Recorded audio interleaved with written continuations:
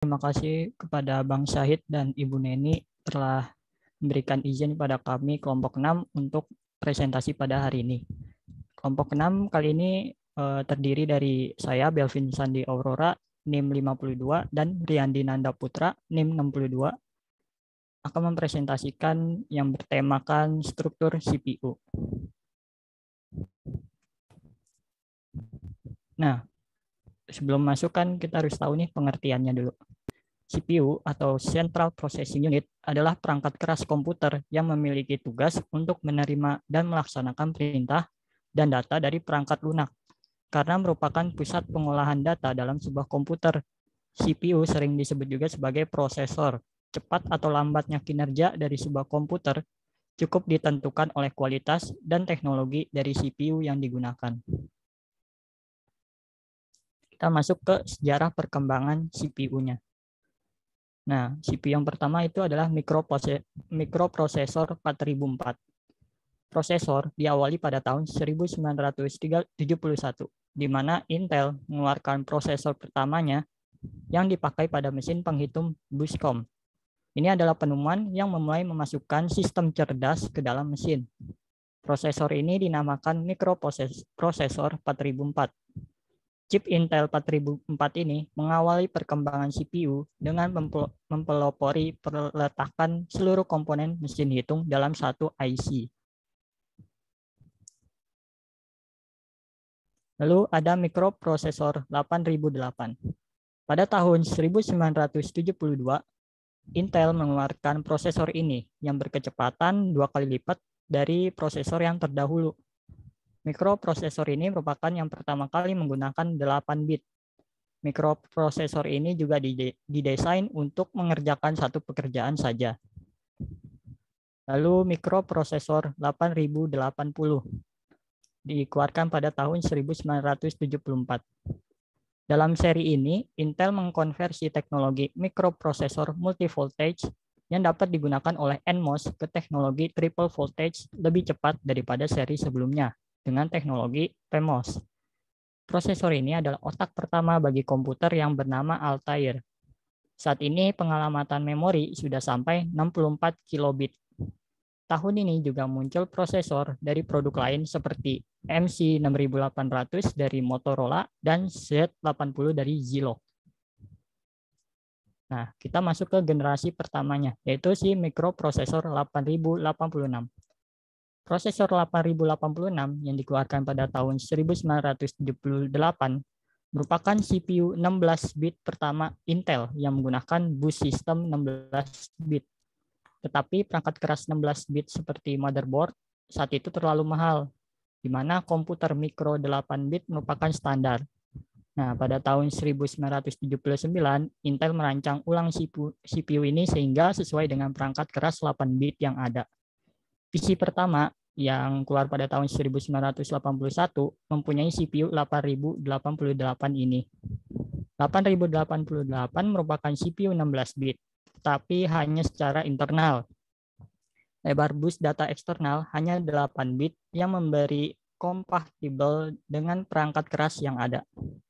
Lalu generasi kedua, yaitu si mikroprosesor 286 yang keluar pada tahun 1982. Prosesor ini mempunyai kemajuan yang relatif besar dibanding chip-chip generasi pertama. Frekuensi clock-nya ditingkatkan, tetapi perbaikan yang utama ialah optimasi penanganan perintah. Pada kecepatan awal 6 MHz, berunjuk kerja 4 kali lebih baik dari 8086 pada 4.77 MHz. Kemudian diperkenalkan dengan kecepatan clock 8, 10, dan 12 MHz yang digunakan pada IBM PC-8 yang dikeluarkan pada tahun 1984. Pembaharuan yang lain adalah kemampuan untuk bekerja pada protected mode atau bisa dibilang mode perlindungan. Mode kerja baru dengan 24 bit virtual address mode atau mode pengalamatan virtual 24 bit yang menegaskan arah perpindahan dari DOS ke Windows dan multitasking. Lalu generasi ketiga ada si prosesor 80386DX yang dikeluarkan pada tahun 1985. Prosesor ini adalah CPU 32 bit yang pertama, dari perspektif PC DOS tradisional, ini bukan revolusi. 286 yang baik bekerja secepat 386SX pertama meskipun menggunakan mode 32 bit. Prosesor ini dapat mengatasi memori hingga 4 GB dan memiliki metode pengalamatan yang lebih baik daripada 286. 386 beroperasi pada kecepatan clock 20, 16, dan 33 MHz.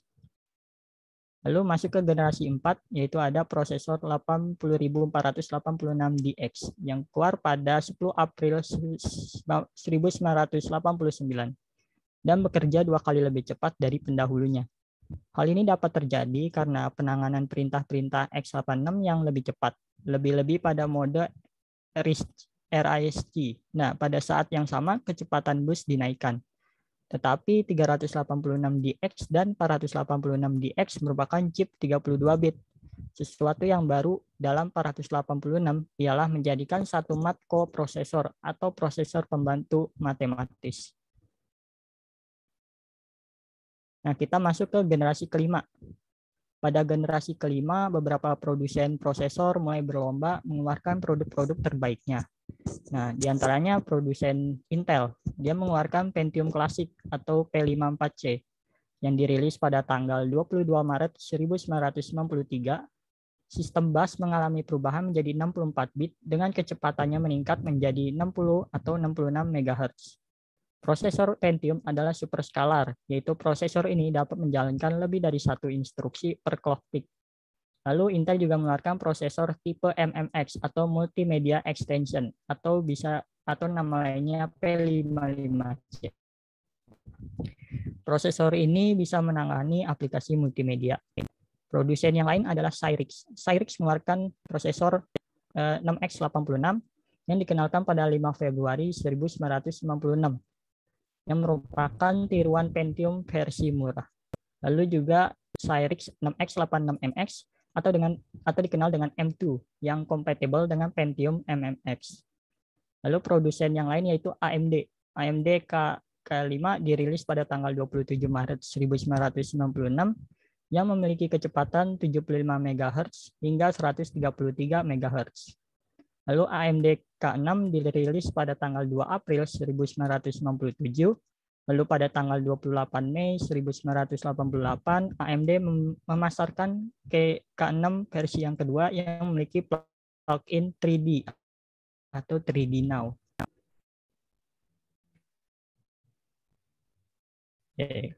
Nah, lalu masuk ke generasi ke-6.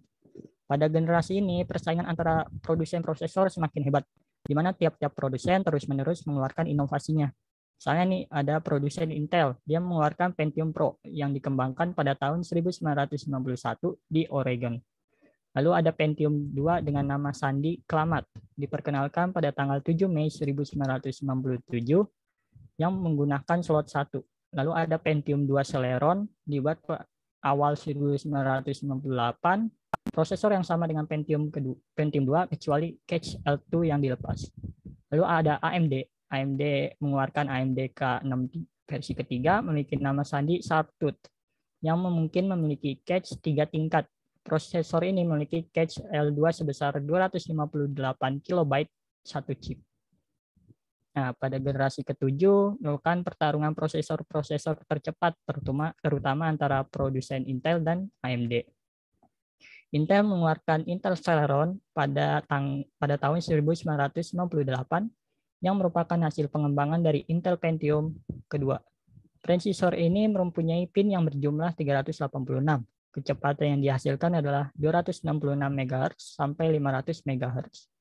Lalu Intel juga mengeluarkan Pentium 3 merupakan media Intel MMX yang ditingkatkan dengan penyediaan streaming SIMD extension, di mana terdapat 70 instruksi baru yang memungkinkan penggambaran image tingkat lanjut, grafik 3D, audio dan video, dan pengenalan percakapan yang memiliki kecepatan berkisar 450 MHz, 500 MHz, dan 600 MHz. Nah, lalu ada AMD.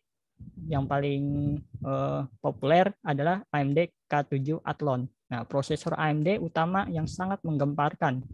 K7 diperkenalkan pada Agustus 1999 Dalam beberapa bulan pertama, pasar bereaksi sangat positif terhadap Athlon. Tampaknya, seperti yang diharapkan, Athlon ini mengungguli Pentium 3 pada clock rate yang sama, yaitu 600 MHz yang pada versi pertamanya. Lalu kita masuk generasi ke-8. Nah, pada generasi ini, teknologi yang digunakan tidak berfokus lagi nih sama kecepatan clock-nya, tetapi keefisien dalam bekerja. Teknologi ini menggunakan sistem core yang berbeda-beda. Misalnya ada Intel yang mengeluarkan Intel Core 2 Duo, diluncurkan pada Juli 2007. Prosesor ini memakai mikroprosesor dengan arsitektur x86. Penggunaan Core 2 ini juga menandai era prosesor Intel yang baru, di mana brand Intel Pentium yang sudah digunakan sejak tahun 1993 diganti menjadi Intel Core. Nah, Intel Core 2 mempunyai fitur antara lain EM6040, Virtualization Technology, Execute Disable Bit, dan SSE 4. Lalu generasi ke-9, yang paling sering kita lihat sekarang, yaitu Intel Core 2. Pertama kali diperkenalkan pada 27 Juli 2006. Berdasarkan mikroarsitektur Intel Core, diproduksi dalam beberapa versi, single core, dual core, quad core, dan diikuti pada tahun 2007 versi Extreme, yaitu 2 atau 4 core. Nah, prosesor Core 2 Duo mempunyai 2 core dalam satu chip. Nah, tadi tuh dijelasin sejarahnya. Di dalam CPU ternyata ada komponen-komponen juga nih. Komponen utamanya diantaranya adalah yang pertama, Arithmetic and Logic Unit atau ALU. Nah, komponen ini bertugas untuk menangani pengolahan data yang berhubungan dengan perhitungan dan operasi logika.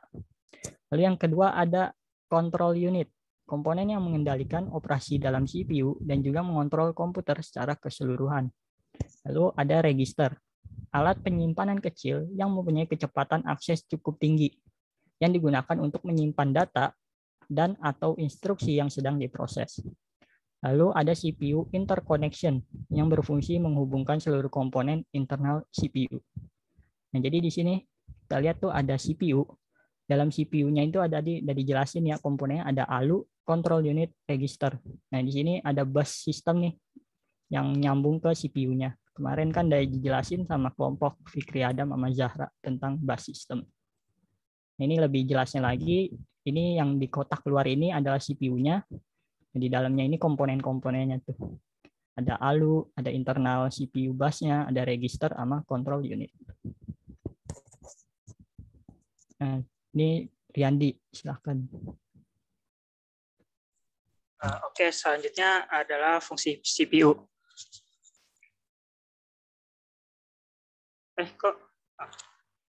Nah, fungsi CPU ini ada 4. Yang pertama adalah fetching, decoding, executing, dan storing. Fetching ini yaitu mengambil atau memanggil atau mengambil data sehingga perangkat komputasi data dapat disimpan dengan alamat pada hard disk CPU. Selanjutnya ada decoding, yaitu suatu proses penerjemahan suatu program ke dalam bahasa yang dimengerti oleh CPU. Lalu yang ketiga ada executing, yaitu melakukan kalkulasi atau perhitungan dengan menggunakan suatu komponen di dalamnya yang disebut dengan Arithmetical Logical Unit atau ALU. Dan yang keempat adalah storing. Nah, storing ini yaitu menyimpan data dari CPU sehingga seseorang yang akan menggunakan komputer dapat membutuhkan perangkat untuk menyimpannya secara permanen. Nah, selanjutnya adalah cara kerja CPU-nya.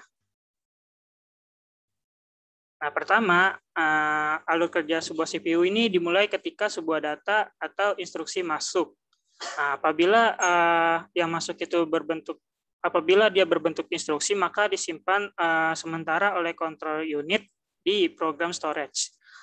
Tapi jika berbentuk data, maka akan disimpan sementara di dalam working storage. Lalu yang kedua, control unit ini bertugas mengambil instruksi dari program storage. Lalu tugas ini akan otomatis terlaksana ketika register telah siap melakukan eksekusi. Nah, ketika register telah siap melakukan eksekusi, maka instruksi akan ditampung di instruction register. Sedangkan jika alamat memori yang berisikan instruksi akan ditampung di dalam program counter. Lalu yang ketiga, jika instruksi pengerjaan yang dilakukan jika instruksi pengerjaan yang dilakukan itu berupa aritmatika dan logika, maka ALU akan secara otomatis akan mengambil alih operasi untuk mengerjakan instruksi tersebut, yang dimana hasil dari prosesnya itu akan ditampung di akumulator. Lalu yang keempat, apabila hasil pengolahan instruksinya selesai, maka control unit akan mengambil hasil pengolahan itu di akumulator dan disimpan kembali ke dalam working storage. Nah, jika pengerjaan keseluruhannya selesai, maka control unit akan menjemput hasil pengolahan dari working storage itu, lalu dikirimkan ke output storage. Nah, dan yang terakhir, output storage-nya itu akan ditampilkan ke output device. Jadi kalau digambarkan kurang lebih akan seperti ini. Selanjutnya adalah perhitungan ALU atau Arithmetical Logical Unit. Arithmetical Logical Unit adalah salah satu bagian atau komponen dalam sistem komputer yang berfungsi melakukan operasi atau perhitungan aritmatika dan logika. Nah, contoh aritmatikanya itu ada penjumlahan, pengurangan, dan contoh logikanya itu ada AND atau OR. Nah, perhitungan dalam ALU menggunakan kode binar yang mempresentasikan instruksi yang akan dieksekusi atau disebut juga sebagai operator code dan data yang diolah atau disebut juga sebagai operan. Nah, rangkaian pada arithmetical logical unit ini yang digunakan untuk menjumlahkan bilangan tersebut dinamakan dengan header. Nah, header ini digunakan untuk memproses operasi aritmatika. Header juga disebut sebagai rangkaian kombinasional aritmatika. Nah, dari ini ada 3 jenis. Yang pertama adalah half header, full header, dan parallel header. Nah, yang pertama half header. Rangkaian half header yaitu menjumlahkan 2 bit. Rangkaian half header ini merupakan dasar bilangan biner yang masing-masing hanya terdiri dari 1 bit. Oleh karena itu dinamakan penjumlahan tak lengkap. Nah, ini contohnya misalkan ada input A dan B, maka dia akan menghasilkan outputnya itu ada 2, ada sum sama carry. Nah, masing-masing ini terdiri dari 1 bit. Nah, ini jika digambarkan akan seperti ini. Lanjut. Selanjutnya ada full header, yaitu menjumlahkan 3, yaitu full header menjumlahkan 3 bit, yaitu 2 bit yang diinput, 2 bit input ditambah dengan nilai carry in dari penjumlahan bit sebelumnya. Nah, yang dimana outputnya ini merupakan hasil penjumlahan dan bit kelebihannya atau disebut sebagai carry out. Nah, jika digambarkan kurang lebih akan seperti ini. Selanjutnya ada parallel adder. Parallel adder ini merupakan rangkaian full adder yang disusun secara paralel dan berfungsi untuk menjumlahkan bilangan biner beberapa pun bitnya, tergantung jumlah full adder yang diparalelkan. Prinsip kerja dari parallel adder ini adalah sebagai berikut. Pertama, penjumlahan dilakukan mulai dari least significant bitnya atau bit yang ada di ujung kanan. Jika hasil penjumlahannya itu adalah bilangan desimal 2 atau lebih, maka bit kelebihannya akan disimpan pada carry out atau C out. Sedangkan di bawahnya akan dikeluarkan pada sum. Begitu seterusnya sampai menuju ke most significant bit atau MSB-nya. Lanjut.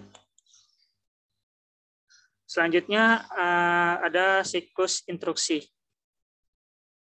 Nah, siklus instruksi ini adalah pengolahan yang dilakukan CPU untuk mengeksekusi sebuah instruksi.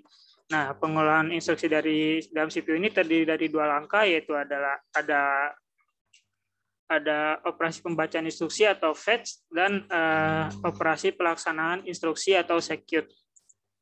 Nah, siklus instruksi ini terdiri dari siklus fetch dan siklus eksekusi. Siklus instruksi ini dimulai dengan pengambilan instruksi dari memori utama oleh prosesor, Lalu program counter atau PC menyimpan alamat instruksi yang akan diambil tersebut. Pada kebanyakan komputer, setelah instruksi tersebut diambil, maka nilai program counternya akan berubah ke instruksi berikutnya yang akan diambil. Nah, tahapan selanjutnya ada tahapan siklus instruksi. Secara garis besar, siklus instruksi dibagi ke dalam beberapa tahapan, yaitu yang pertama proses fetching. Nah, proses fetching ini merupakan proses di mana instruksi dan data akan di-load dari memori ke dalam CPU. Proses ini dimulai dari pengambilan alamat instruksi yang terdapat dalam program counter. Alamat yang terdapat di dalam program counter ini merupakan alamat valid dari instruksi dan data yang disimpan ke dalam memori utama dan merupakan alamat instruksi yang akan dieksekusi. Berdasarkan alamat instruksi yang terdapat di dalam program counter, CPU akan mengambil instruksi tersebut untuk ditempatkan ke dalam register atau instruction register yang menyimpan instruksi yang akan dieksekusi. Lalu yang kedua ada proses decoding. Ada proses decoding ini merupakan tahapan di mana instruksi akan diterjemahkan atau diinterpret ke dalam perintah-perintah bahasa mesin dasar seperti AT, SBMBA, STA, JMP, DLL, dan lain-lain. Proses ini dilakukan oleh instruction decoder.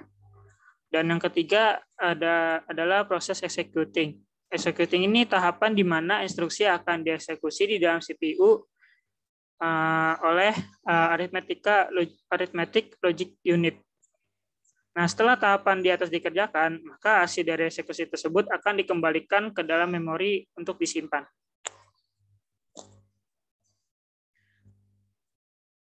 Nah, komponen di dalam siklus instruksi. Dalam menjalankan siklus instruksi ada beberapa komponen yang berperan, yaitu yang pertama ada program counter atau PC.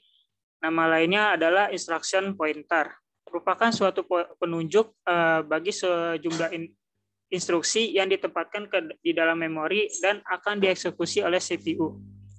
Lalu yang komponen yang kedua adalah memory address register atau disingkat MAR, adalah suatu register yang terdapat di dalam CPU yang fungsinya adalah untuk menyimpan alamat memori dari data yang diambil oleh CPU untuk dieksekusi.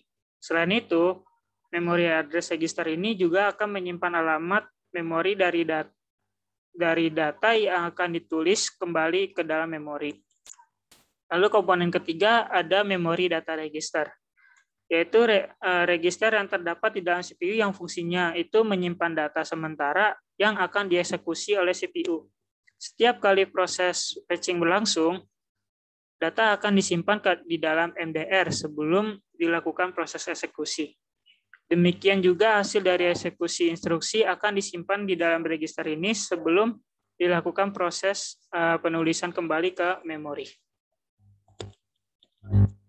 Lalu komponen yang keempat ada instruction register. Sama seperti MAR dan MDR, instruction register ini terletak di dalam CPU. Instruction register ini bertanggung jawab untuk menyimpan instruksi yang akan dieksekusi oleh CPU. Pada beberapa jenis prosesor, terutama yang ada sekarang, digunakan konsep pipeline pada instruction register ini, di mana pada setiap stage pipeline melakukan proses decoding dan proses yang lain pada waktu instruksi yang dikerjakan. Lalu komponen yang kelima yaitu control unit. Control unit itu bertugas untuk mengkoordinasi semua komponen-komponen yang ada di sistem komputer, terutama yang berkaitan dengan pengolahan data dan eksekusi instruksi. Control unit juga mengatur proses fetching instruksi maupun data dari memori ke CPU. Selain itu juga mengatur unit yang lain dengan menyediakan timing dan control signal. Dan yang terakhir ya arithmetic logic unit, yaitu merupakan secret digital yang terdapat dalam CPU yang memiliki fungsi untuk melakukan komputasi aritmatika dan logika. Hal ini merupakan unit dasar dalam pengolahan data dan eksekusi instruksi. Nah, selanjutnya ada strategi pipelining. Nah, sebelum itu kita harus tahu pipelining itu apa. Pipelining itu adalah kerja paralel di mana komputer mengerjakan dua atau lebih bagian dari instruksi secara bersamaan.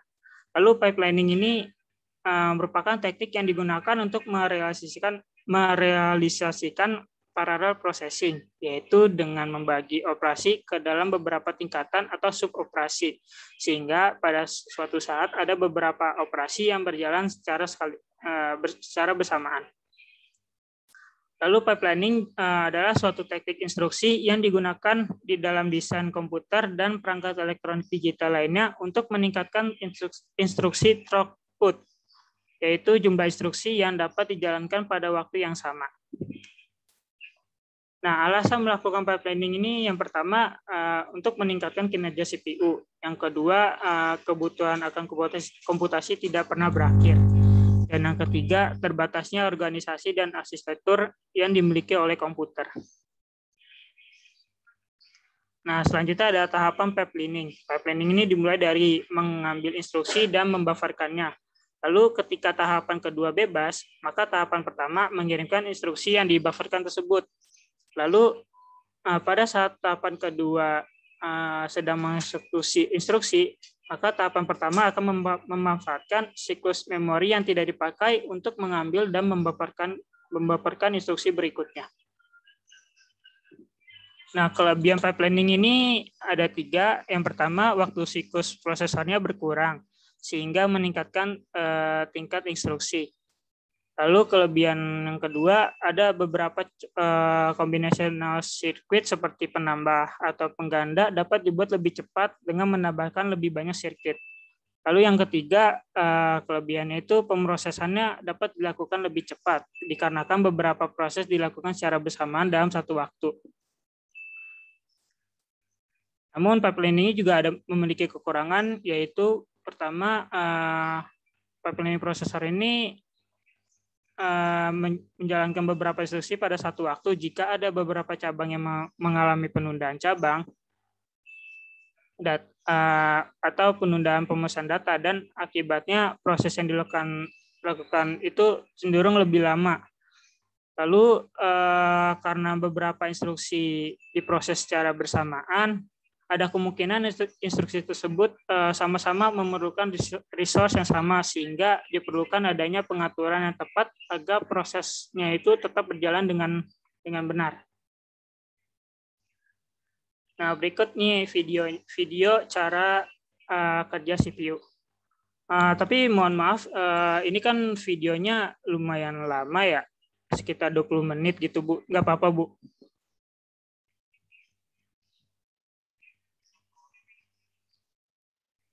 Ditaruh di terakhir aja ya. Lanjutin aja. Ini videonya penjelasan yang sudah kamu jelasin atau? Ini gambaran gitu ya, Bel ya? Gambaran jadi dianimasiin, Bu, cara kerjanya juga. Coba deh. Atau enggak yang itu aja sih, yang cara CPU-nya ya. CPU-nya dibuat. Kita itu ada durasinya 6 menit sih. Yang satu 6 menit, yang 6 menit itu cara proses pembuatan CPU. Yang kalau ini kayak dijelasin cara kerjanya dan lain-lain, kayak komponennya juga gitu, Bu. Coba yang ini dulu deh. Iya, Bu. Okay.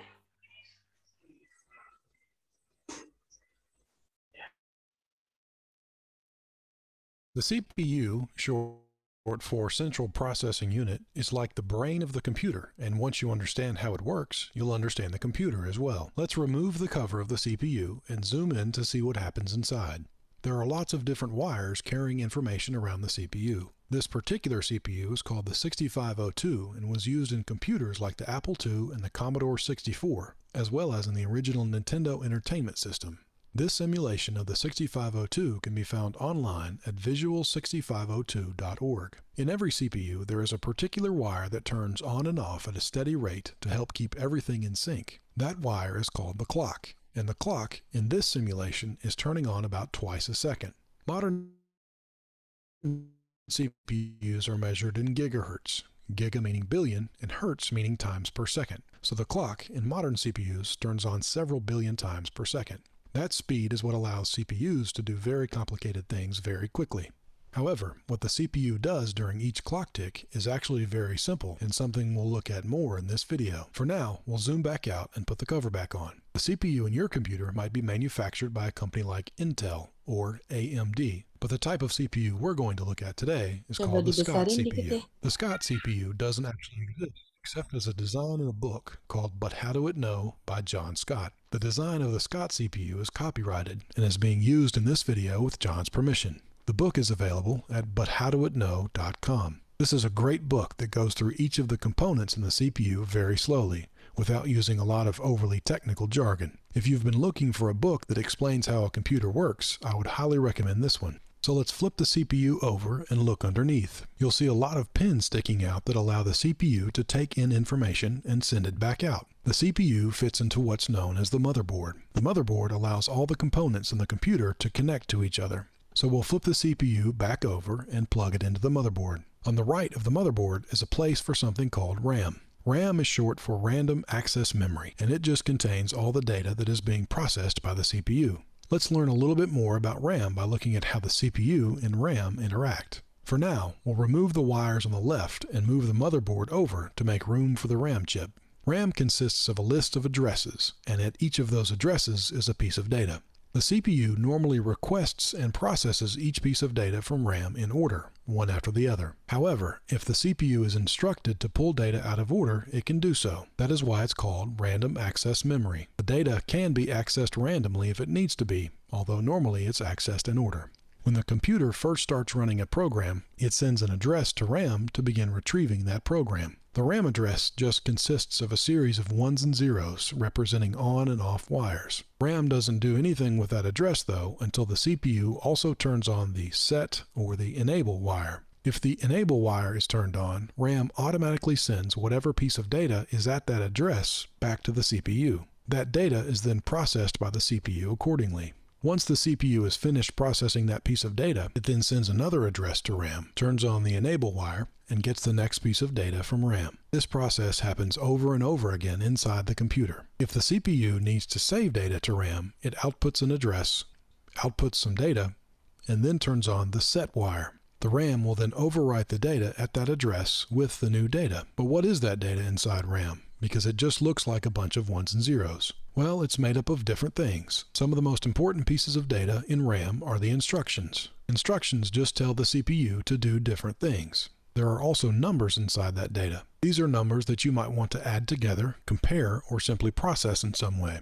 Another thing, and this is kind of weird, that is in the data is addresses. At particular memory addresses in RAM, the data itself is also an address. These addresses can be used for various things. For instance, if you want to output a number to an external device, you have to know the address of that particular device. Do you want to send data to the printer, or do you want to send it to the monitor, for instance? There are also letters stored in RAM. If you want to show some text on the screen, you would actually store it as a bunch of ones and zeros in RAM. Each letter is stored as a particular combination of ones and zeros according to a character code. These character codes are arbitrary. Someone just decided that this is a lowercase a, and this is an uppercase G, for instance. So that's what's actually in the data inside RAM. Now let's go back to seeing the data as just a bunch of ones and zeros. And we'll now move the RAM chip into the RAM socket on the motherboard. We'll then group the RAM addresses and data together, pull the CPU out of the motherboard, and look at what's called the instruction set of the CPU. As we saw earlier, some of the pieces of data in RAM are instructions, and each CPU has its own set of instructions that it understands. So there might be a load instruction, which loads a number from RAM into the CPU. After a couple of these load instructions, there might be an add instruction that adds these two numbers together. After an add instruction might be a store instruction, which saves the result of that addition back out to RAM to be used later on. There might also be a compare instruction after some load instructions, which compares two numbers together to see which one is larger or if they are the same. The compare instruction can be very useful when used in conjunction with what's called a jump if instruction. As we saw earlier, the CPU generally requests each piece of data from RAM in order one after the other. Sometimes, though, the programmer wants to jump to an out-of-order RAM address to process some other instructions in memory. The jump if instruction checks to see if a certain condition is true before it jumps. It uses the results of the compare instruction to make this decision. There is also a regular jump instruction that jumps no matter what. Finally, there is an out instruction and an in instruction. These will output data to an external device like a monitor, or input data from an external device like a keyboard. These two instructions are often used in conjunction with an address, like we talked about earlier. There are some other instructions in a CPU's instruction set, but these are some of the more commonly seen ones. So as we saw, the data in RAM consists of things like instructions, numbers, addresses, and letters. So let's go through a program that would use this instruction set to play a guessing game. So it would load a number like 9 into the CPU. Let's say that the programmer decided that that was the right answer, so he went ahead and put that number into RAM. And then comes an in instruction to retrieve the user's guess. After the in instruction is the address of the keyboard, so we can know where we're getting the data from. Next comes a compare instruction that checks to see if those two numbers, the one saved by the programmer and the one entered by the user, are the same. Following the instruction is a jump if equal instruction, which will jump to another address in RAM if those two numbers are LU for short.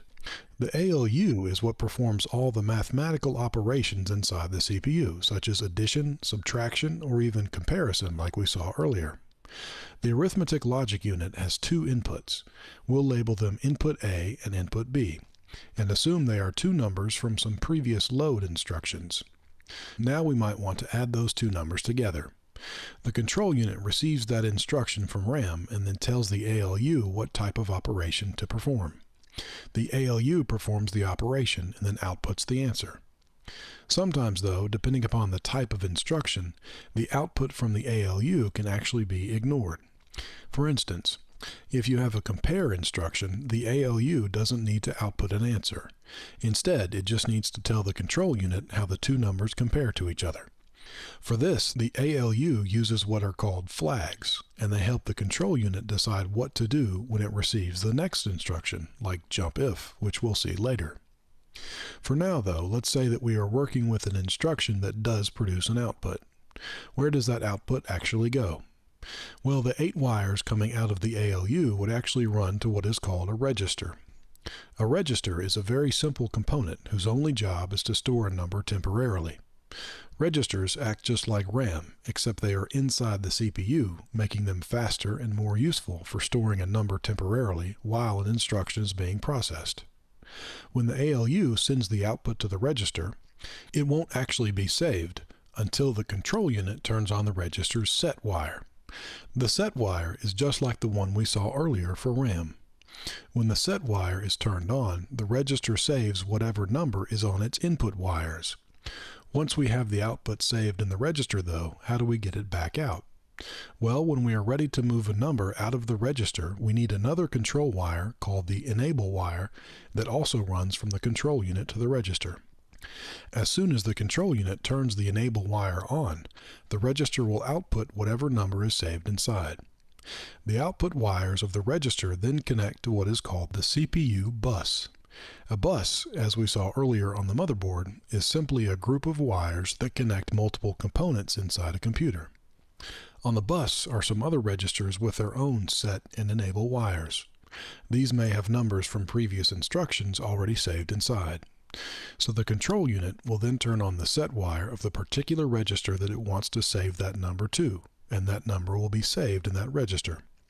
Afterward, the control unit will then turn off the enable wire from the first register and clear the bus. The 4 registers at the top are just used for storing numbers between operations, so they have output wires that go directly back onto the bus. So now we have moved a number from one register to another just by turning some wires on and off. That's the advantage of the bus, easily moving numbers between components. The disadvantage of the bus is that you can only have one number on it at a time. Because of this limitation, the arithmetic logic unit uses a temporary register for input B.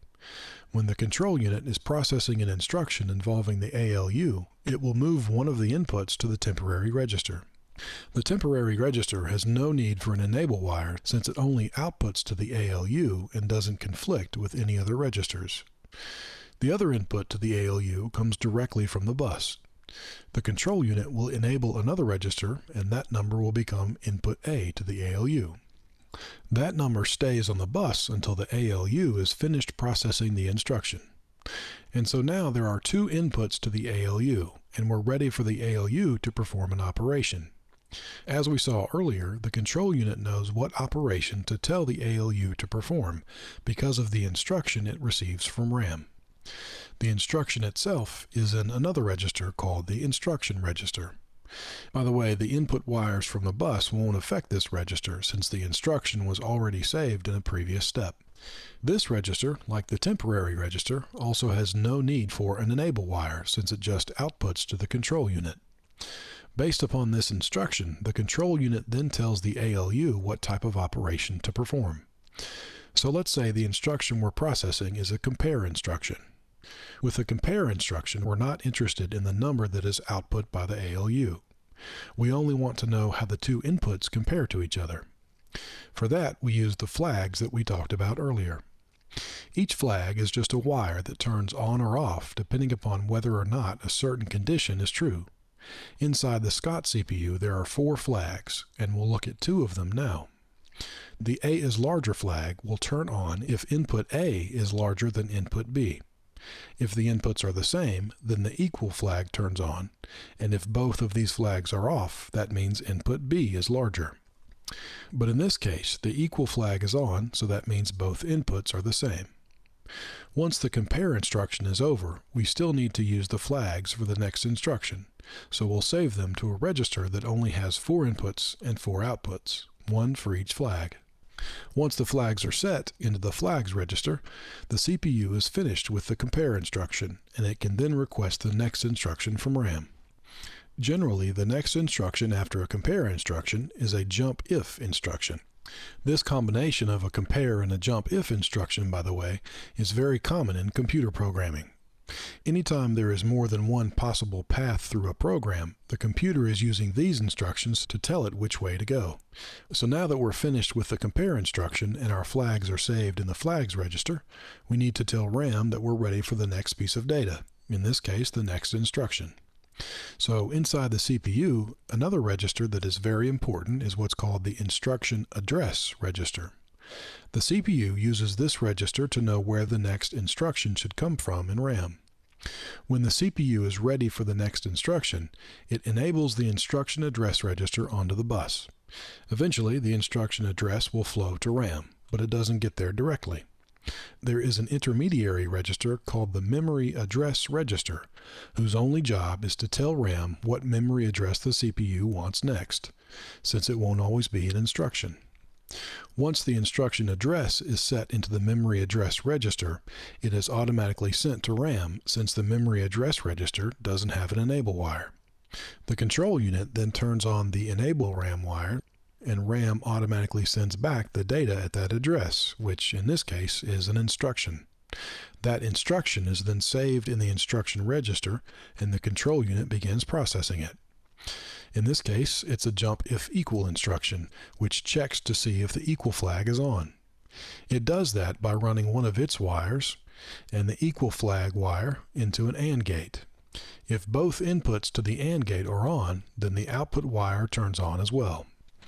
This output wire will then trigger the jump. That jump eventually retrieves the next piece of data from RAM, which happens to be an address, and move it into the instruction address register. When the jump if equal instruction is over, the CPU then processes the instruction at that new address. At that new address may be some instructions that output the text "you guessed correctly" onto the screen, because now we know that the user guessed correctly. So we'll add the final 4 wires to our CPU, which are used to control the external devices like the monitor and the keyboard. We now have a nearly complete picture of what the Scott CPU looks like. Data moves around inside the CPU using the bus and is stored in each register according to how that data is going to be used. Each instruction that we have seen can be processed by the Scott CPU in about 6 clock ticks. Modern CPUs can process multiple instructions per clock tick, meaning that the computer you're using to watch this video is likely processing tens or even hundreds of billions of instructions per second. That phenomenal speed is accomplished by using more than one of each component and making sure that all the components are active as much as possible. This makes modern CPUs much more complicated than the Scott CPU, but they are still fundamentally doing the same things as the Scott CPU.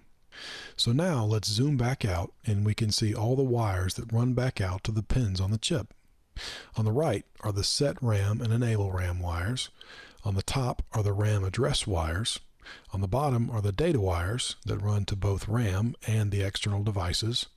And on the left are the input-output control wires. So let's zoom back out to see the rest of the chip, and we'll put the cover back on the CPU and put it back in the motherboard. Using the ports on the left, we can now plug in the cables that connect our monitor and our keyboard. Each of these ports has an address, and that port address is what the CPU uses with an in or an out instruction. That port address, by the way, is sent using the data bus, since the address bus in this computer is only used for RAM. So we'll zoom out to see how the motherboard fits inside the computer case. In the computer case is the last component we'll look at, which is the hard drive.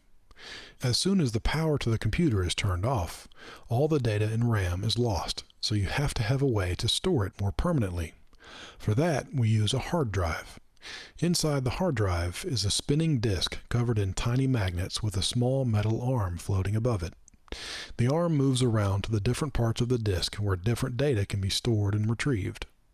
The disk and the arm generally move very, very quickly, but nowhere near as fast as the CPU can process data. For this reason, all the data from the hard drive must first be moved to RAM before it can be processed. So we'll put the hard drive back inside the computer and zoom out. Here we can see the program we just ran and the message telling the user that he guessed correctly. So now you've seen the very basics of how a computer processes information. You'll find much more about the Scott CPU and the book at the website buthowdoitknow.com. Also, there are a few small differences. Alhamdulillah.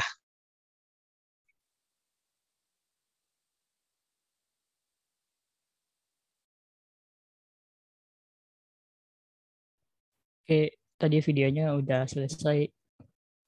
Lanjut lagi, kayak biasa setiap di akhir presentasi harus ada hadis atau ayat yang berkaitan dengan materi kita.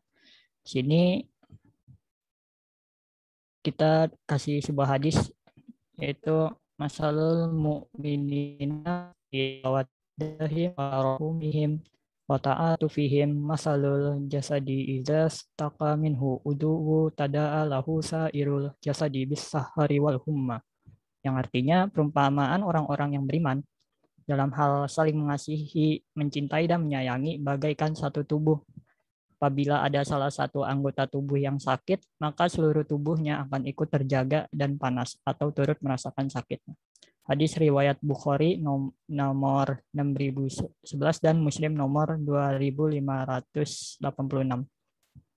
Nah, jadi kaitannya misalnya nih, apabila kita bisa menjaga dan merawat CPU kita dengan baik, maka seluruh bagian komputer kita akan bekerja dengan baik juga. Nah, gimana cara ngerawatnya? Ya, kita bisa dengan cara ngebersihin secara rutin atau juga bisa kasih thermal paste di CPU kita agar lebih awet. Seperti itu kaitannya. Nah, kita sudah sampai di ujung presentasi. Kurang lebihnya mohon maaf. Assalamualaikum warahmatullahi wabarakatuh. Waalaikumsalam warahmatullahi wabarakatuh. Sebelum ke pertanyaan, Ibu mau lihat PPT-nya dari awal dulu, Belvin. Coba lihat.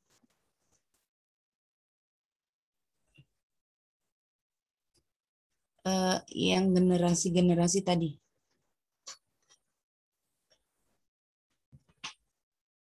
Generasinya doang atau yang dari awal, Bu? Ini penomoran, coba deh Ibu. Coba. Kok tadi ada generasi sampai ke 10, coba lihat. Oh iya, Bu, ada, Bu. Bentar, Bu. Nih, dari sini, Bu, generasi pertama.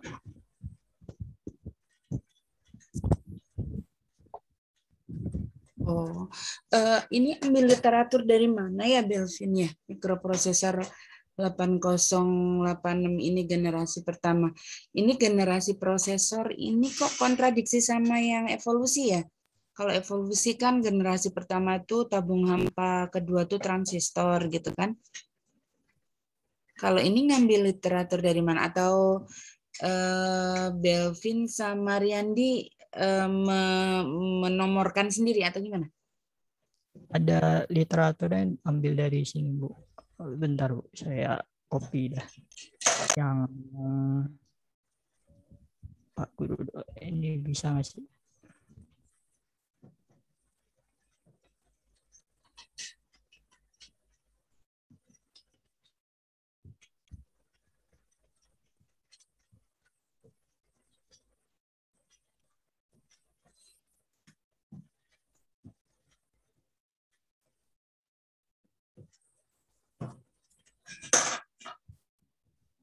Ini, Bu.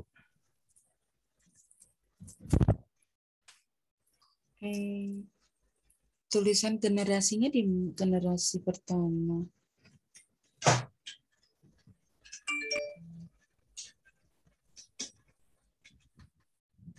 Mikroprosesor. Mereka punya literatur nggak ya? Kutipan gitu di bawahnya, coba lihat. Dari buku teks, coba. Oh, ini aduh kepencet. Ada nggak? Nggak ada, Bu. Kalau kayak itu ya apa? Dia ngambil dari mana gitu ya, Bu ya? Oh. Kita juga itu sih, Bu. Jadi ini sepertinya Ibu memahaminya dia menomorkannya berdasarkan prosesor ya, prosesor yang sudah IC ya, yang sudah dari generasi ke pertama kan tabung hampa, 2 transistor, 3 IC, sudah integrated circuit. Jadi dari integrated circuit mikroprosesor itu dia baru digenerasikan lagi, tidak dari awal ya. Oh iya benar, Bu. Iya. Mungkin dinarasikan begitu ya supaya teman-teman nggak bingung. Baik, Bu. Nanti ditambahin aja narasi bahwa di atasnya bahwa pembagian generasinya berdasarkan generasi yang sudah mikroprosesor dalam kurung IC dari generasi, atau kamu bisa di narasi PPT-nya dari generasi ketiga itu dibagi lagi gitu ya. Dari generasi ketiga integrated circuit itu dibagi lagi menjadi 10 generasi gitu ya. Baik, Bu. Terus balik lagi ke tadi ke PPT-nya.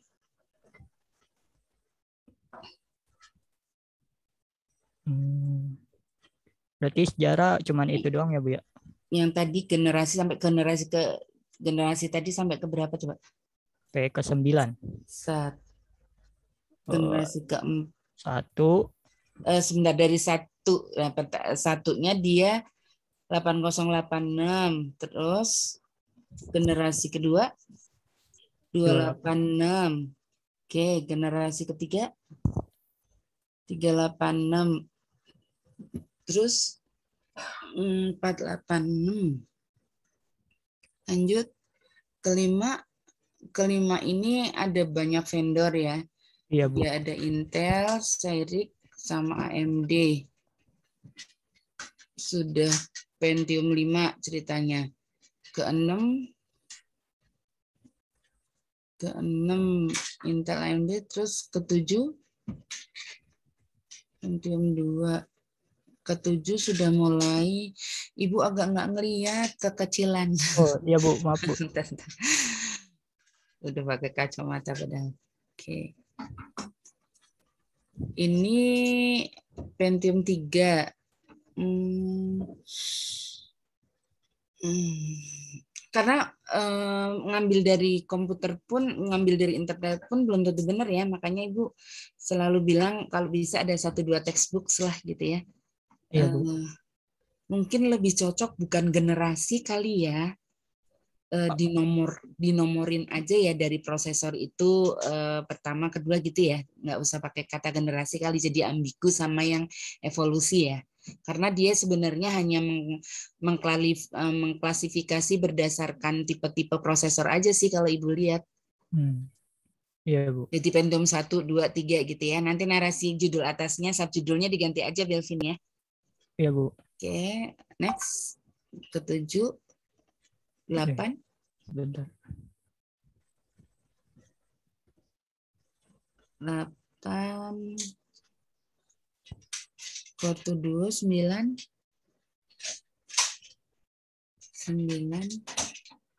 2006. Ke 10-nya dia berapa? Ke 10-nya. Oh, saya nyarinya sampai 9 doang, Bu. Oh, sama 9 doang. Iya. Nah, berat. Di portal itu cuma sampai 9. Ya, yang internet. Cuma sampai 9 berarti dia nulis artikel itu tahun berapa kira-kira? Ada nggak ya dia? 2021 sih. Bulan 6. 2021. Sementara dari 2007 sampai 2021 itu kalau dia berdasarkan tahun dan tipe prosesor dari 2021 sampai 2007 itu udah berapa tahun ya? 14 tahun udah banyak tipe prosesor lain gitu. Jadi kamu nggak usah pakai kata generasi, dinomorin aja ya. Nah, kalau idealnya Belvin, Randy diterusin aja sampai yang terakhir 21 ini yang paling canggih, yang terbaru apa? Jangan berhenti di 2007. Iya, Bu. Oke. Nanti dicatat aja ya itu ya. Oke. Terus setelah itu apa cara kerja? Komponen dulu, Bu. Komponen, terus next. Ini udah oke. Terus next. Tadi videonya juga kalau yang nyimak dan nggak ngantuk, nyimak kalau yang nggak bisa bahasa Inggrisnya terus baca teksnya sih udah jelas banget sih. Terus tadi apa, blok diagram, komponen, terus apa? Next. Fungsinya. Coding, next lagi. Ini udah jelas cara kerja, terus ya blok diagram. Nah, ini juga udah jelas. Perhitungan alur. Udah sih. Oke, lanjut ke pertanyaan aja. 2 sesi, 1 sesi 3 pertanyaan. Kalau mau lebih jelas di chat aja kali ya, biar kelompoknya Belvin sama Riyandi nanti biar tinggal kopas ada nge-reportnya. Ya, Bu. Baik, Bu. Oke, silahkan. Oke, kita buka sesi 1 untuk pertanyaan 3 orang. Yang ingin bertanya langsung on mic ya. Saya izin bertanya untuk kelompok 6. Silakan Anin. Ya, saya ingin bertanya tentang cara kerja CPU. Tadi kan di PPT dijelasin bahwa alur kerja sebuah CPU dimulai ketika sebuah data atau instruksi masuk. Dan saya ingin bertanya contoh data yang masuk ke CPU itu seperti apa, baik yang bentuknya data maupun yang bentuknya instruksi. Lalu, kenapa data yang masuk ke CPU itu dipisah penyimpanannya? Kenapa nggak dijadiin satu aja? Terima kasih. Terima kasih Anin telah bertanya. Jangan lupa tulis di chat ya. Nah, selanjutnya yang mau bertanya lagi. Saya mau nanya. Silakan Zahra. Tadi kan sempat dijelasin ya tentang perkembangan CPU gitu. Nah, pertanyaannya, pernahkah terjadi downgrade kualitas dalam perkembangan CPU? Dan jika pernah, seperti apa contoh downgrade-nya? Terima kasih Zahra. Tolong ditulis ya. Oke. Ada yang ingin bertanya lagi, satu orang? Ya, Belvin, Riyandi, saya izin bertanya. Itu tadi di PPT ada yang generasi ke-9 itu memiliki 2 core dalam satu chip. Nah, dari generasi itu ada kekurangannya nggak? Gitu. Makasih. Terima kasih. Oke, udah 3 pertanyaan. Tolong diberikan waktu untuk pemateri untuk mencari jawabannya sedikit ya.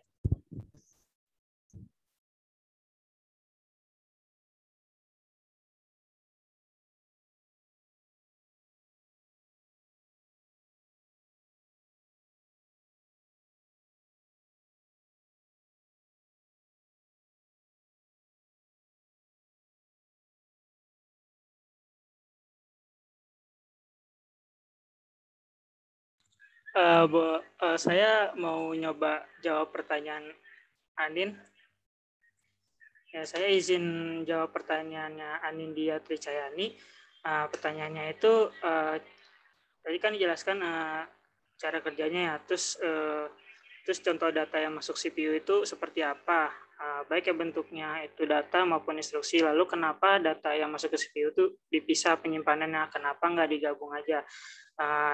asumsi saya sih gini, jadi data yang masuk ke CPU itu sebenarnya data yang ingin kita olah gitu melalui sebuah perangkat lunak, yang dimana itu akan dikonversikan ke dalam sebuah biner, karena kan CPU itu kan hanya kenal angka biner aja kan, 0 sama 1.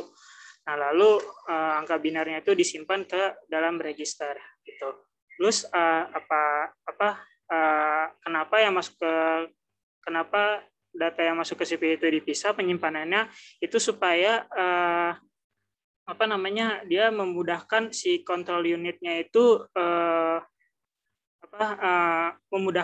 memudahkan control unit dalam melakukan pengambilan data, atau disebutnya itu fetching lah istilahnya, sehingga waktu proses fetchingnya itu menjadi lebih cepat gitu, kurang lebih seperti itu. Mungkin ada pendapat ada jawaban dari orang lain, silakan.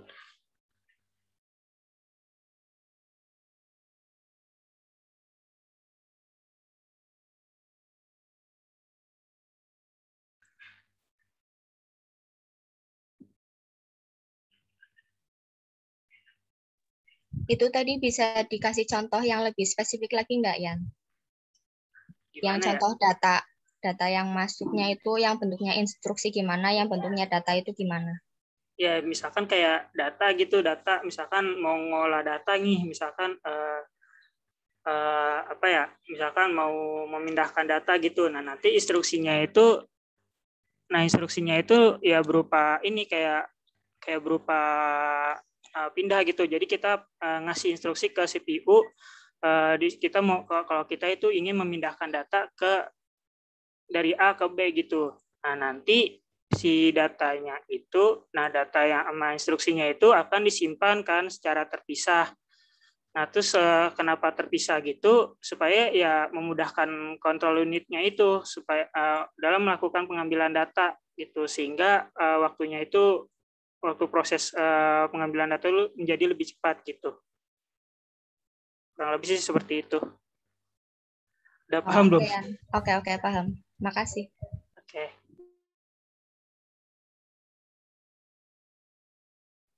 Izin menjawab pertanyaan Cherry ya, dan juga ngoreksi dikit, tadi harusnya bukan generasi 9 karena kayak jenis prosesornya aja.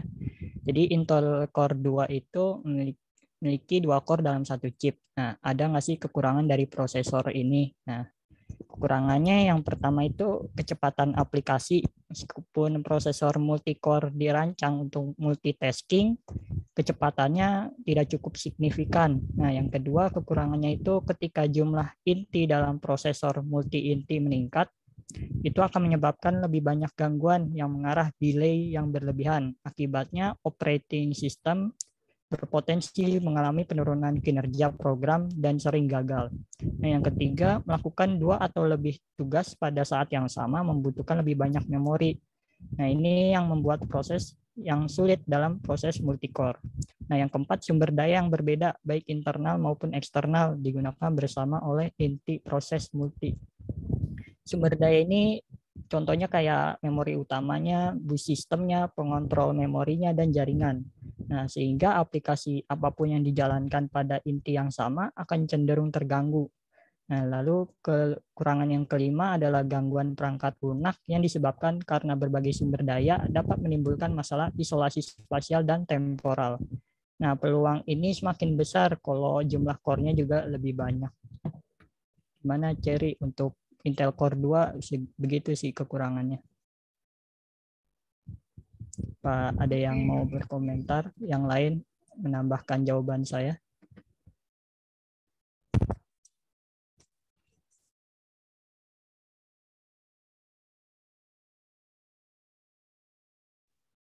Ada dual core, ada core to 2, bedanya apa? Kalau dicari-cari sih beda, Bu, itunya. Kayak kalau Core 2 itu lebih kayak kita nih Intel Core i5, i3. Kalau Core 2 ya gitu Intel Core 2 namanya. Ya, apa bedanya apa? Kalau dual core itu ada dua core K di dalam satu prosesor. Kalau Core to 2? Sebentar, Bu. Nah sekarang tuh nggak tahu kalau di nomorin udah generasi keberapa ya berdasarkan prosesor. Karena sudah generasinya adalah generasi komputer yang akan datang itu udah AI. Bahkan sekarang itu yang kemarin Ibu ngajar AI itu bentuknya cuman casingnya cuman se-casing handphone kalian aja, satu box itu sudah. Kalau produk Huawei yang kemarin Ibu jelasin itu sudah di dalamnya sudah ada CPU, sudah ada GPU, Central Processing Unit, GPU itu Graphic Processing Unit, ada NCU. NCU itu adalah prosesor untuk AI. Nah, nanti ada banyak lagi prosesor-prosesor di dalam satu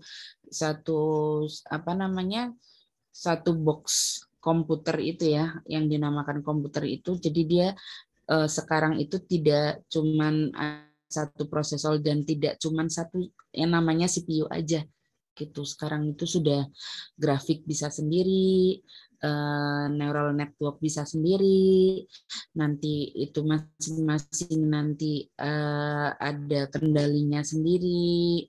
Jadi yang kita bicarakan itu kalau kita bicara prosesor yang sekarang atau kita bicara komputer yang sekarang, nanti komposisi dari CPU dengan GPU itu berbeda di dalamnya.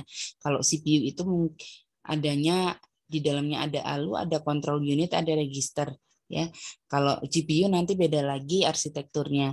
Kalau neural central unit untuk untuk AI itu beda lagi ada di dalamnya. Nah, masing-masing itu nanti support kalau kalian belajar AI itu untuk framework kayak TensorFlow dan lain-lain ya. Kalian mau ada dataset sampel data apa Anda mau belajar big data, data science, AI-nya lebih ke embedded atau ke IoT itu nanti mesin-mesin itu punya prosesor sendiri-sendiri di mana satu box yang dinamakan CPU komputernya itu nanti dia punya fungsi sendiri-sendiri, fungsi prosesornya, termasuk yang Ibu ceritakan untuk yang waktu itu perangkat AI yang ada di dalam pintu tol ya, perangkat AI yang ada di dalam pintu tol itu semuanya, jadi dia sudah kompatibel dengan satu bundling dengan kameranya, dengan transmitter receivernya untuk naruh datanya, kayak gitu sekarang udah bundling. Jadi sekarang tuh sudah canggih, sudah super canggih ya. Itu di samping pengertian satu fisik yang kita lihat, satu fisik bentuk prosesor di dalamnya ada berapa core ya. Ada juga satu fisik bentuk prosesor di dalamnya ada CPU, ada GPU, ada NPU, itu ada juga.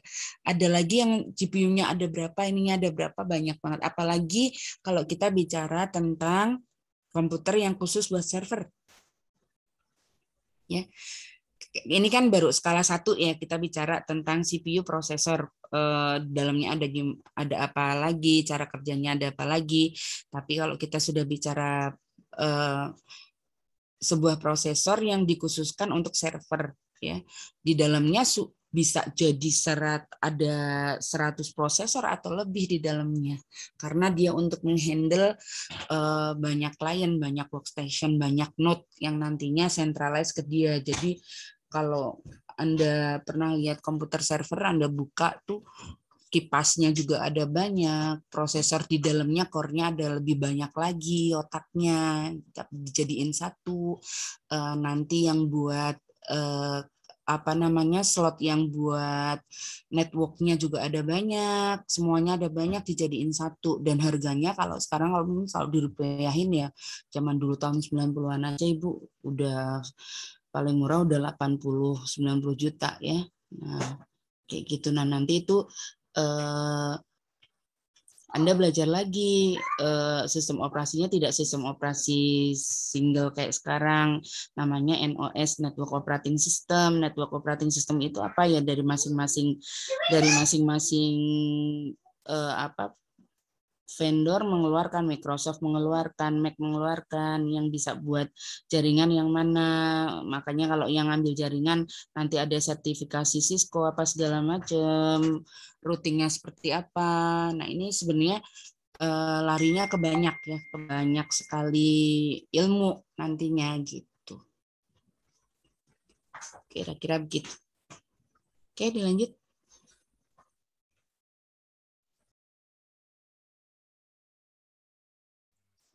Oke, selanjutnya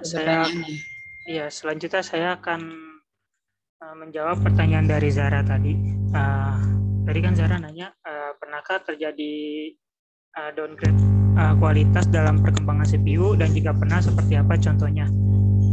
Sebenarnya ada kejadian downgrade pada CPU.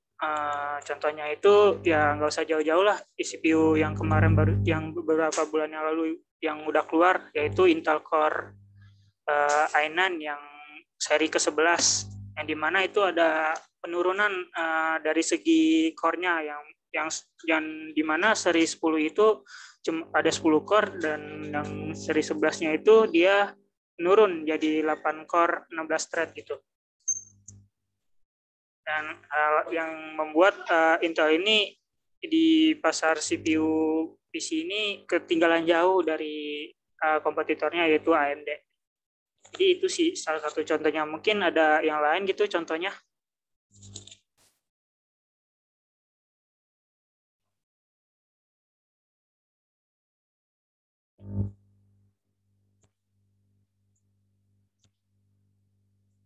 Kalau nggak ada sih mungkin itu aja sih salah satu contohnya, Ra.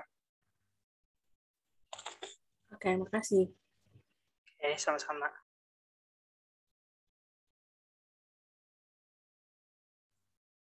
Ini udah 3 pertanyaan sudah dijawab, Bu. Apakah langsung masuk ke sesi 2 aja atau gimana, Bu? Ya, langsung. Oke, untuk sesi 2 kami akan membuka sesi pertanyaan lagi. Oke, saya mau nanya dong, Riyandi dan Belvin. Oke. Terkait masalah pada prosesor. Yeah. Pada tahun 2000 awal tuh kan pasti prosesor, bukan prosesor AMD aja sih, semua prosesor pasti memiliki masalah seperti masalah suhu yang membuat prosesor gampang panas. Tetapi pada awal tahun 2010 prosesor sudah terbebas dari masalah suhu. Jelaskan apa yang di-upgrade atau yang diperbaiki dari masalah tersebut. Terima kasih. Oke, terima kasih Fikri Adam.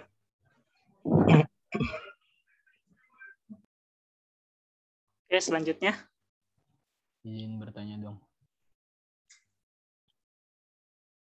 Iya, Adit.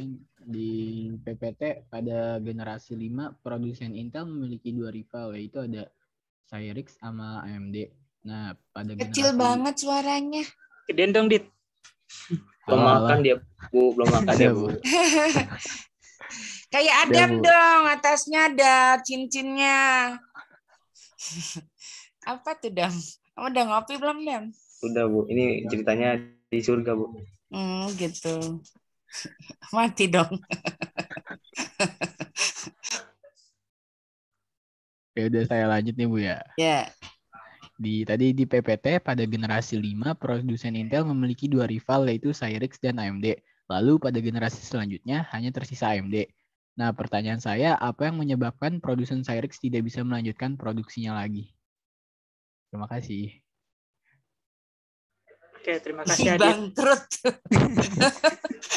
Kamu lucu deh nanyanya. Satu lagi ya? Oke, satu lagi. Halo, Yan, izin nanya, Yan. Oke, silakan Ferdian. Oke, jadi gue ada 2 pertanyaan nih, Yan. Yang pertama tuh, berapa kecepatan akses register? Terus yang satu lagi, kan dikatakan juga bahwa register itu menyimpan data atau instruksi yang sedang diproses. Nah, kalau registernya ini mengalami malfungsi atau kerusakan, kira-kira kemungkinan apa yang akan terjadi ya? Apakah data yang ada di registernya itu hilang, lenyap gitu aja, atau bagaimana? Oke, terima kasih. Oke, terima kasih Ferdian. Jangan lupa ya ditaruh di chat. Ya, bentar.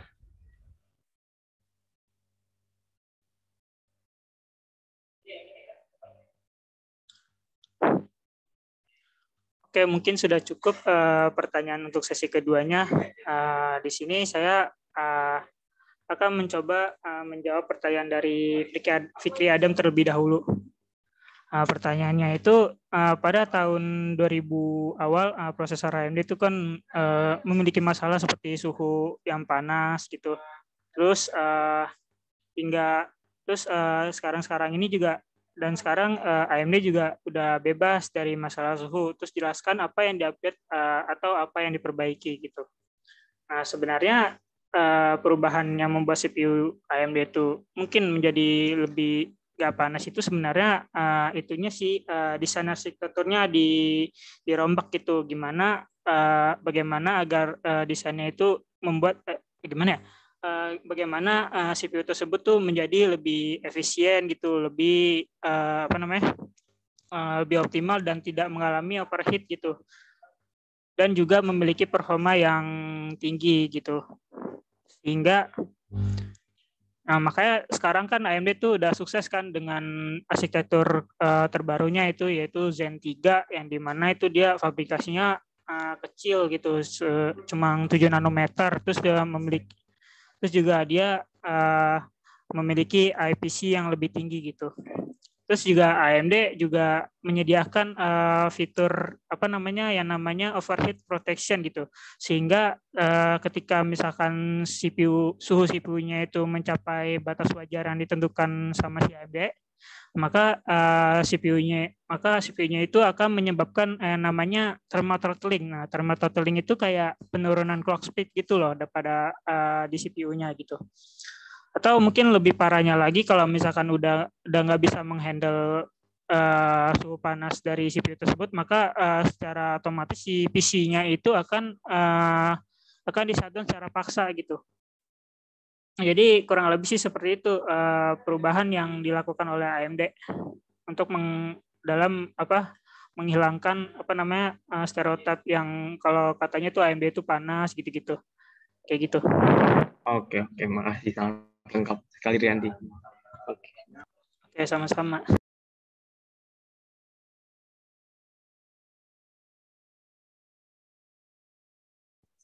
Nah, saya mau jawab pertanyaannya Adit tuh. Adit kan nanya, tadi di PPT generasi kelimanya ada Cyrix. Nah, di selanjutnya kok nggak ada. Apa yang nyebabin? Nah, benar tuh kata Ibu Neni, Cyrix itu kayak bangkrut, gagal. Nah, penyebabnya apa?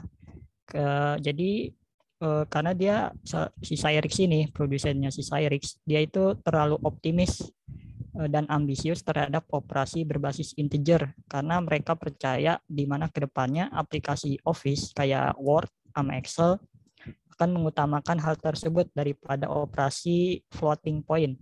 Nah, yang dilakuin Cyrix ini ternyata terbukti salah. Malah banyak aplikasi yang mendatang yang menjadi kurang optimal, bahkan game sekalipun nggak bisa. Nah, sehingga pada tahun 2000-an Cyrix ini diakuisisi oleh perusahaan nasional semiconductor. Nah, dari situ jadi si Intel cuma punya satu rival doang nih, yaitu si AMD aja. Itu Adit.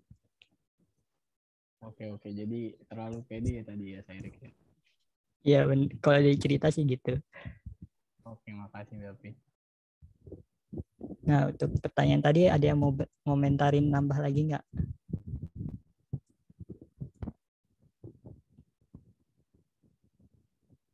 Gak ada, langsung jawab pertanyaan gue dong, Pin. Gue kepo nih. Ya udah. Nah, pertanyaan Ferdian, berapa kecepatan akses register? Bentar, kita lihat chatnya. Berapa kecepatan akses register? Dan dikatakan juga bahwa register menyimpan data atau instruksi yang sedang diproses. Apabila register mengalami malfungsi atau kerusakan, kemungkinan apa yang akan terjadi? Nah, jadi kan tadi di PPT bilang kalau komponen register itu alat penyimpan kecil yang punya kecepatan akses yang cukup tinggi. Nah, tuh Ferdi bingung di situ kan. Nah, register itu punya kayak besaran kecepatannya sendiri-sendiri, kayak misalnya register 8 bit, register 16 bit, register 32 bit, dan juga atau register 64 bit. Nah, jadi kalau ngitungnya sih semakin besar tadi tuh yang bitnya itu, maka semakin cepat Ferdi. Nah, lalu apa sih kalau yang terjadi malfungsi? Nah, kan kalau itu kan kita tadi kasih tahu kalau itu salah satu komponen utama CPU ya, register.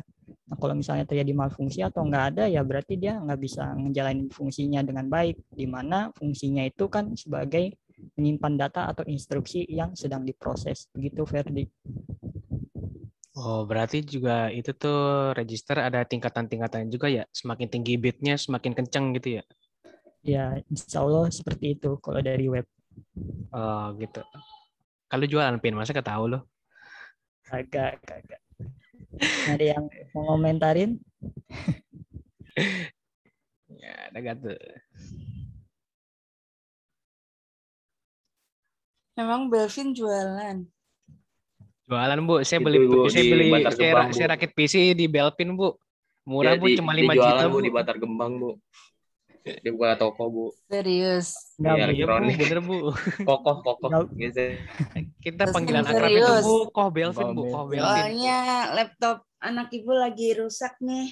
Nah, Vin. itu Belvin Jago jagonya, banget Bu. itu. Belvin. Lagi nyari.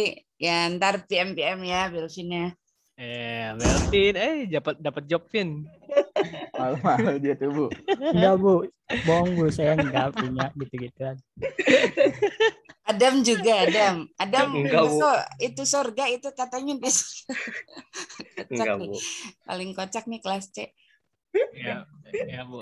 Ibu bisa nggak di setelin video yang tadi tapi yang bagian device bagian zoom dari pembesaran CPU tadi, pembesaran prosesor tadi. Oh, yang Pause. Ya. awal-awal itu ya, Bu ya? Iya, di Ngantuk, pause. Bu, nonton. Sebentar, Ya, Bu. Bu. Ya, Fikri ngantuk lagi itu, Bu. Iya, Fikri mau ngantuk terus. Orang itu mah dongeng gitu. Udah di surga, Bu, dia, Bu. Dia, Di surga ada toilet, Ceng. Sebenarnya orang kamu nggak merhatiin sih, itu bagus videonya. No, Nah, itu kan Bu, ketahuan ya. Perhatiin, Bu, tapi nggak ngerti, Bu. Coba Belvin. Bentar, Bu. Saya cari biar bukanya di YouTube-nya aja langsung. Ya, biar Bu. Bu, maaf Bu, saya nyanggah bentar Bu. Ini buat Belvin pertanyaannya udah kejawab ya. Rada ngerti saya juga. Ini kalau gak ada yang mau nambahin ya udah makasih juga buat Belvin nih ya udah dijawab. Ya, sama-sama Ferdi. Ya.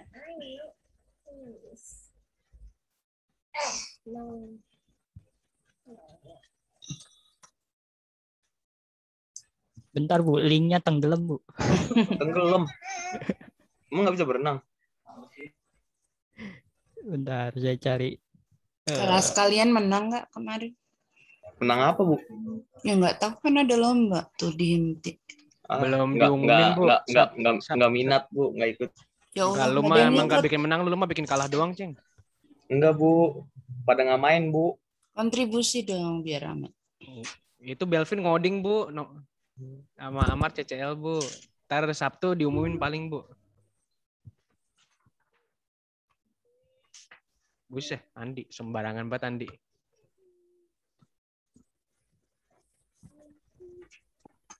Kok lama ya? Belvin, jangan bengong, Vin. Cepetan videonya. Dia ngantuk, Bu. Itu merem, Bu. Parah banget. Gak ikutan gue, Ceng. Aduh, Ikutan. Bu Aceng. Kita kan satu generasi, satu itu kan. Understand the computer as well. Let's remove the cover of the CPU and zoom in to see what happens inside. There are lots of different wires carrying information around the CPU. Nah, Yang This ini ya, Bu. particular CPU is itu.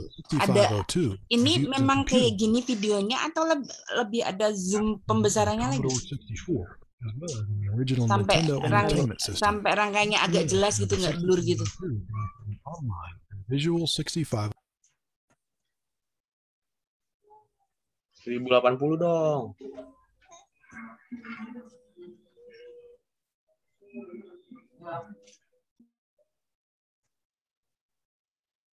Pusing ya? Seperti itu. Iya. Kelihatan tidak, Bu? Aduh ya, nggak tambah minus lagi, Bu, tambah silinder. Ini ceritanya yang Ibu sering ceritakan itu di dalamnya prosesor ya, di dalamnya prosesor. Nanti ada pembesaran 1 banding berapa juta, 1 banding berapa ini, sampai detail-detail komponen yang ada di sininya itu ada.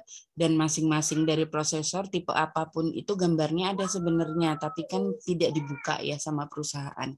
Nah, di dalamnya nanti ada prosesor apa saja di situ, rangkaian apa saja di situ, alunya di mana, kontrol unitnya di mana, itu sebenarnya ada. Jadi masing-masing prosesor itu di dalamnya ada miliaran IC di dalamnya, yang mana yang termasuk rangkaian register, mana yang termasuk rangkaian alu, mana yang termasuk kontrol unit, itu ada di situ. Ya, nanti kalau pembesaran lagi itu larinya ke kayak register itu nanti larinya ke rangkaian flip-flop itu nanti dalamnya ada transistor dan lain sebagainya. Nah, kayak gitu. Jadi dari prosesor itu dalamnya banyak rangkaian lagi, terutama alu di dalamnya ada rangkaian penambahan, pengurangan, perkalian, pembagian, dan lain sebagainya.